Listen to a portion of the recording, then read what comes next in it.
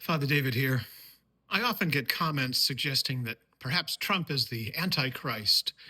And I have to say that I think it's a mistake to go down that road for a variety of reasons. The first is every generation who's lived since Jesus thought that one person or another was the Antichrist because we neglect Jesus' admonition that no one knows the time of his second coming, only the Father. And we just hate to leave it at that. But more importantly, if we're going to defeat Trump, we need to defeat him for who he is. And what he is an extraordinarily weak and frightened man who has failed at every business he's entered, who has frittered away hundreds of millions of dollars, first from his dad and then from banks, and now from so many of you gullible people who send him your hard-earned money. He is devoid of self-worth and therefore attacks those who are most vulnerable, like all bullies do.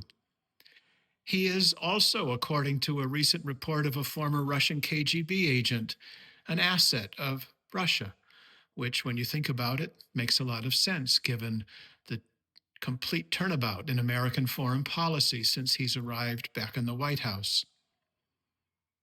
And he's also someone who is easily rattled, easily frightened, easily disturbed because he's not smart, and he knows that.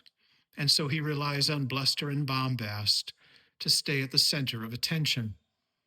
The so-called assassination attempt that occurred in Pennsylvania, well, in my opinion, that was a staged event. And I say that because given Trump's massive ego, he would have allowed his doctors to release medical records and reports showing the extent of his injuries, if he in fact had any.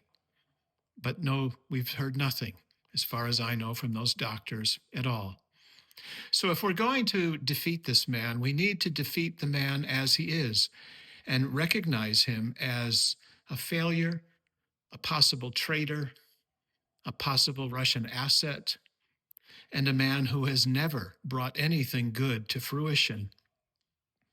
Those of us who oppose him need to keep our eye on those facts, and those of you who support him need to come to grips with those facts. God bless us all.